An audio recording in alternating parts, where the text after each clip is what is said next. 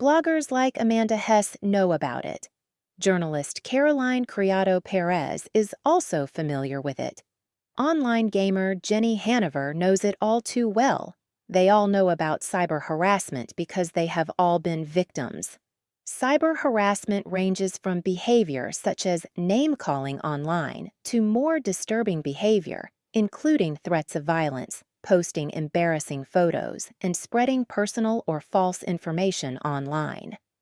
In the most serious cases, as in those of Hess, Criado Perez, and Haniver, the harassment continues over a long period of time, with numerous offensive and threatening posts every day.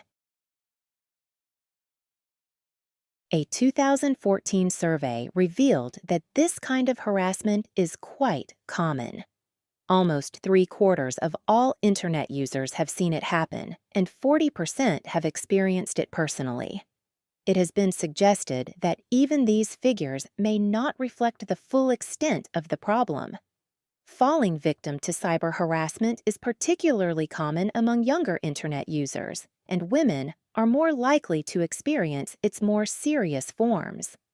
Criado Perez made the suggestion online that the Bank of England should put more women on their banknotes. For this idea, she received hundreds of hostile comments against her personally and against women more generally. Hanover was the victim of ongoing abusive comments and threats for no other reason than she was an assertive female gamer. Blogger Hess received similar treatment. You can easily find examples of cyber harassment on social media, in the comments section of blogs and websites, and especially in the online gaming world.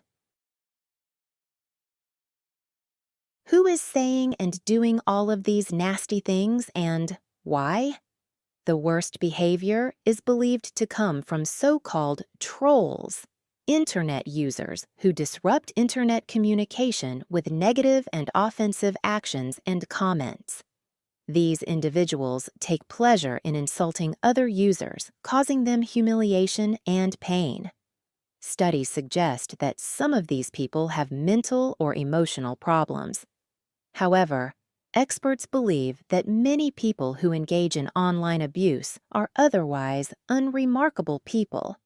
Harassing others simply brings them the attention and excitement that their lives in the offline world may lack. The anonymity of the Internet allows them, and perhaps even encourages them, to behave in ways that they never would in face-to-face situations. Technology makes all of this very easy. New mobile apps designed to allow users to provide anonymous feedback in the business world are often used to send abusive messages to users in other settings. Saraha, which means frankly in Arabic, is an example of these apps. Created by a Saudi programmer, it has become popular, particularly in the Middle East. Legal recourse against trolls varies from country to country. In Europe, exceptions to free speech include threatening, abusive, or insulting words or behavior. In the UK, an average of 5 trolls a day were prosecuted in 2015 for improper use of public electronic communications networks.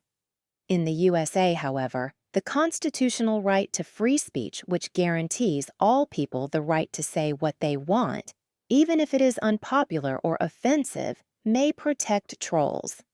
People argue that limiting what people can say online or anywhere else could set a dangerous precedent.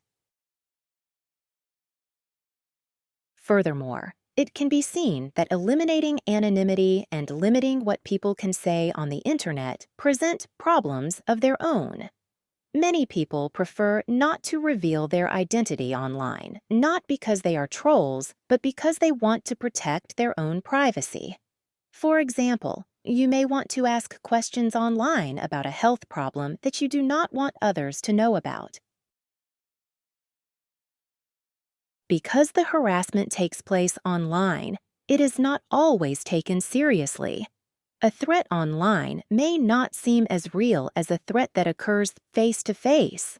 Victims are often told not to be drama queens. Yet, the impact of this harassment on its victims is very real and very damaging. They often suffer serious psychological shock and pain.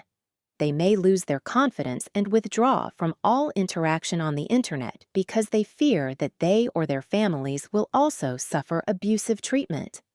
Recovery can be difficult, and for some, it never comes. For others, the experience prompts them to speak out. Jenny Haniver blogs, tweets, and speaks about her experiences of harassment in the gaming world in the hope of bringing more public attention to this issue.